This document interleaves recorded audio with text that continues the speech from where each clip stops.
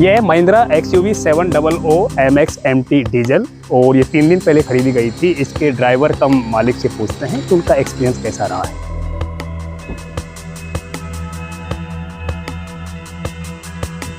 पहले तो आपको बहुत बहुत बधाई। मार्केट में इतनी सारी गाड़ियां अवेलेबल है, फिर आपने यही गाड़ी क्यों चूज की? इससे पहले सर हमने काफ़ी गाड़ियां देखी थी और इको स्पोर्ट हम पहले से ही इस्तेमाल कर रहे चला रहे हैं। तो हमें एक ऐसी गाड़ी चाहिए थी जो कंप्लीट SUV हो और जो शहर और ग्रामीण और कस्बा एरिया के लिए परफेक्ट गाड़ी होनी चाहिए। तो हमने टाटा की नेक्सॉन देखी थी, हमने टाटा की कर्व भी देखी थी जो हाल ही में आई है। तो उसके बाद हमने एक दो गाड़ियाँ और देखी थी, जैसे हायराइडर टोयोटा की देखी थी हमने, और मारुति की भी हमने ग्रैंड विटारा देखी थी। उन सबको महीने 2 महीने देखने के बाद, समझने के बाद हम फाइनली इसके लिए एग्री हुए, क्योंकि हमको शहर कस्बे ग्रामीण एरिया सब के लिए चाहिए। तो टाटा कर्व उस तरह से फिट नहीं थी ग्रामीण एरिया के लिए, और टाटा नेक्सॉन के जैसी गाड़ी हमारे पास पहले से भी है और उसकी कुछ चीज़ें हमको ठीक से समझ में नहीं आई। हमको ये उसकी बजाय हैंडलिंग वगैरह के मामले में हमको उससे ज़्यादा ठीक लगी। तो हमने फाइनली 2-4 गाड़ियाँ देखने के बाद फिर इसी के लिए सहमति बनाई और फाइनली इस धनतेरस पे, दीपावली पर हमने ये गाड़ी खरीद ली। शायद आपकी पसंद अच्छी पसंद होगी सर। मार्केट में आजकल डीजल की बजाय पेट्रोल की गाड़ी चूज़ कर रहे हैं, लेकिन आपने पेट्रोल की बजाय डीजल की गाड़ी चूज़ की है। तो क्या आप बताएंगे कि आपने पेट्रोल की बजाय डीजल की गाड़ी क्यों चूज़ की है और ये कितना माइलेज दे देती होगी? ऐसा है ना सर कि आजकल आप जानते ही हैं कि डीजल और पेट्रोल की कीमतों को ज़्यादा फ़र्क नहीं रह गया। एक ज़माना था जब लोग ये सोचते थे कि पेट्रोल की गाड़ी महंगी पड़ेगी, डीजल की गाड़ी ले ले तो थोड़ा सस्ता पड़ेगा। आजकल में पेट्रोल डीजल में कोई ज़्यादा फ़र्क है नहीं। तो वो तो हमने सोच निकाल दी कि इससे कोई फाइनेंशियली कुछ बेनिफिट होगा। फिर हमने ये सोचा कि जिसको हम अच्छे से सुगमता के साथ हर जगह इस्तेमाल कर सकें और 2 पैसे की बचत भी हो जाती है पेट्रोल से। गाड़ी ज़्यादा चलेगी, लंबे समय में जितना आप फ्यूल इस्तेमाल करेंगे, थोड़ा सस्ता फ्यूल भी इस्तेमाल करेंगे तो लॉन्ग टर्म में 10-5 साल में उससे थोड़ा थोड़ा फ़र्क पड़ता ही है। दूसरी बात कि पेट्रोल की गाड़ी हम पहले से इस्तेमाल कर रहे हैं। पेट्रोल में यह है कि आप ग्रीन पावर या XP 95 वगैरह के लिए आपको हर जगह वो मिलता नहीं है। डीजल आपको हर जगह सुगमता से मिल जाता है, ये भी है। कितना माइलेज दे देती है? माइलेज कंपनी का दावा है कि 17 के आसपास का, लेकिन अभी तक 17 पर तो नहीं है, क्योंकि 3 दिन हमने इस्तेमाल किए और हमने काफ़ी स्पीड मेंटेन करते हुए इस्तेमाल किए। तो 14-15 तक हम अभी तक इसको देख रहे हैं, लेकिन हमको उम्मीद है कि यह 18 तक भी माइलेज देगी पहली सर्विस के आसपास जाते जाते। महिंद्रा कंपनी का दावा है कि ये 17 का माइलेज देती है और सर का कहना है कि अभी हमने गांव में चलाई है तो 14-15 का माइलेज दे रही है। अभी 1-2 दिन ही चलाई है और इनको लगता है, क्या कहते हैं, कि यदि हम हाईवे पे चलाएंगे और अच्छे रोड पे चलाएंगे, गांव में कहाँ चलेगी, तो ये 18 तक एवरेज दे देगी। आगे इनका एक्सपीरियंस लेंगे कि क्या ये 18 का एवरेज दे देती है। सर एक बात पूछना चाहेंगे कि गांव में तो देखो कच्चे रोड भी हैं, कच्चे रास्ते हैं, टूटे फूटे रास्ते हैं और ऊंचे नीचे ब्रेकर भी हैं। क्या आपने इन रास्तों पर चलाई है और यदि चलाई है तो आपका एक्सपीरियंस कैसा रहा है और बाकी रोड पर भी आपका ड्राइविंग एक्सपीरियंस कैसा रहा है? आप थोड़ा सा विस्तार से बताइए ताकि जो दर्शक हैं वो जाने, क्या कहते हैं, कि ये गाड़ी रास्तों पर कैसे चलती है। अभी तक देखिए हमने इसको एकदम कच्चे रास्ते पर तो नहीं चलाई, क्योंकि इसको हम जहाँ से शोरूम से लेके आए तो एक तरह से रोड जो है स्टेट हाईवे है और हमारे इधर भी आसपास भी जितनी सड़कें हैं काफ़ी अच्छी कंडीशन वाली सड़कें हैं। तो एकदम कच्चे रास्ते के बारे में तो दावा नहीं कर सकते, लेकिन जिस रास्तों पर जिस स्पीड में गाड़ी को अभी तक हमने चेक किया है, टेस्ट किया है, उस हिसाब से ये अगर 13-14 का भी एवरेज निकाल रही है तो कच्चे रास्ते पे आप जाएंगे, थोड़ा स्लो भी जाएंगे, ऊबड़ खाबड़ में भी जाएंगे तो भी 8-10 का एवरेज तो वहाँ पे बुरे से बुरे रोड में भी मुझे उम्मीद है कि निकलेगा। और पहली सर्विस के आसपास आते आते जब आप अच्छे रोड पर लेके जाएंगे, पहली सर्विस की बात मैं इसलिए कह रहा हूँ कि पिछली गाड़ी हमने जो इस्तेमाल करी उसका भी माइलेज शुरू के समय में काफ़ी कम था, फिर थोड़े दिन बाद उसका माइलेज बढ़ा और कुछ साल बीतने के बाद गाड़ी जब पुरानी होती है तो माइलेज फिर से घटने लगता है। तो बीच में जो पीरियड आता है 6 महीने साल भर का, उस टाइम गाड़ी अपना बेस्ट परफॉर्मेंस देती है। तो मेरे को लगता है कि गाड़ी जब हाईवे पे चलेगी और एक स्पीड मेंटेन करेगी 80-90-100 के आसपास की या 110-15 के, तो ये गाड़ी 17 के का एवरेज तो आराम से निकालेगी, लेकिन मुझे उम्मीद है कि उससे ज़्यादा भी निकालेगी, क्योंकि कंपनी पिछली गाड़ी हमारी जो कंपनी ने दावा किया था 15 का दावा किया था, लेकिन हमने उसे 19 का 18 का भी एवरेज कई महीनों तक सालों तक निकाला है।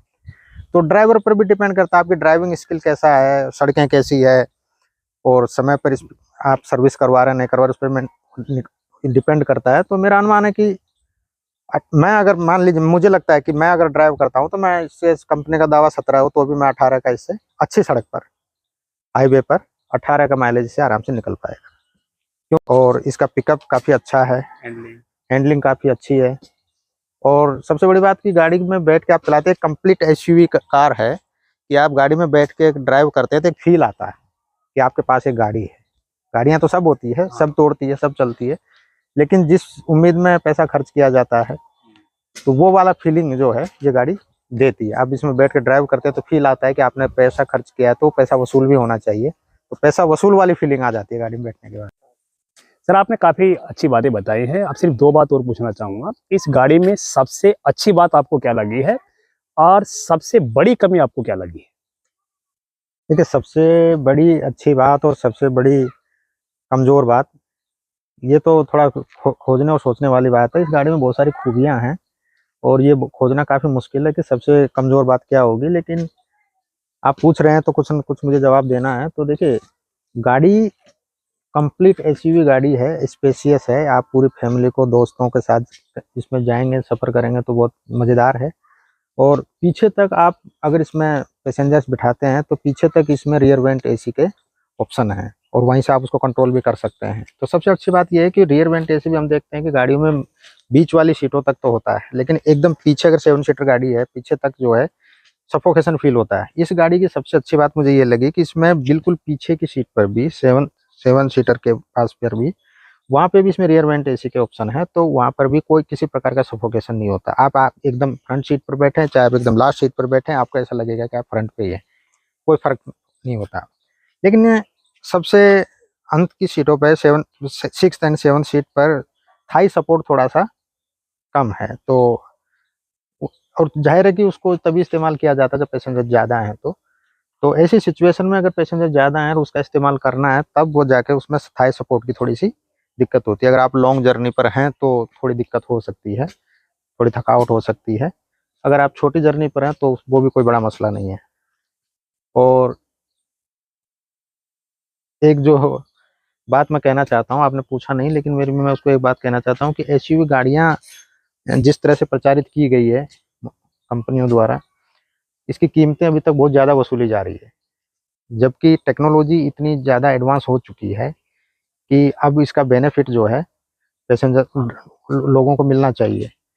गाड़ियाँ अभी काफ़ी महंगी बेची जा रही है, जबकि अब टेक्नोलॉजी काफ़ी अवेलेबल हो गई है। गाड़ियाँ सस्ती होनी चाहिए। एसयूवी के नाम पर जो ये एक तरह से ऊंची कीमतों का जो बोलबाला बना हुआ है, ये वास्तविकता में ये थोड़ा सा ज़्यादा है। हायर वैल्यूज वसूला जाता है, तो ये थोड़ा कम होना चाहिए।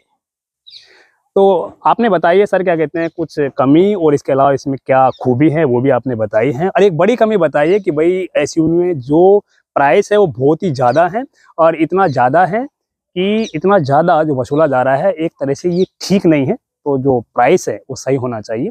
बाकी एक और जो खूबी बताई है और एक और जो कमी बताई है, हम आपको प्रैक्टिकल बताते हैं कि वो खूबी क्या है और वो कमी क्या है।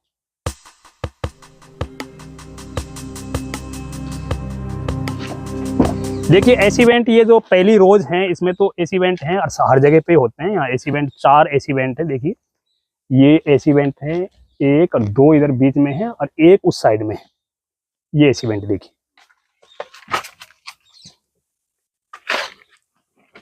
अब जो बीच की रोज है उसमें हम आपको दिखाते हैं एसी वेंट बीच की रोज में। आप देखिए ये बीच की रो है और इसमें एसी वेंट यहाँ पे हैं 2। आप इधर भी कर सकते हैं और ऐसे भी कर सकते हैं। और जो लास्ट रो है उसमें आपको एसी वेंट दिखाते हैं।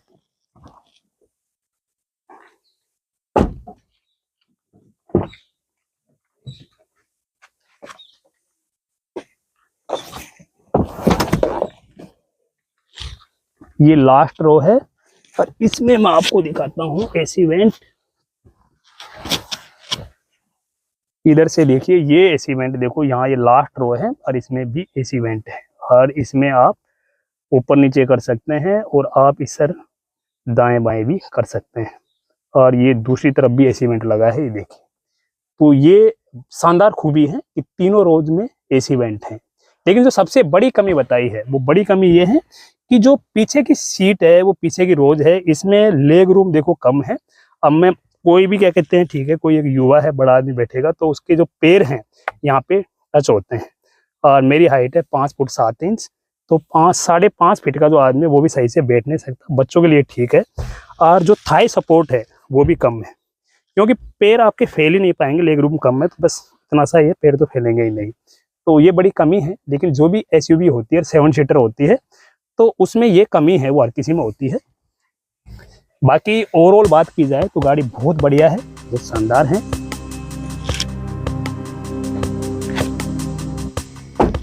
इसी तरह के और एक्सपीरियंस जानने के लिए आप चैनल को लाइक करें, सब्सक्राइब करें। बहुत बहुत धन्यवाद।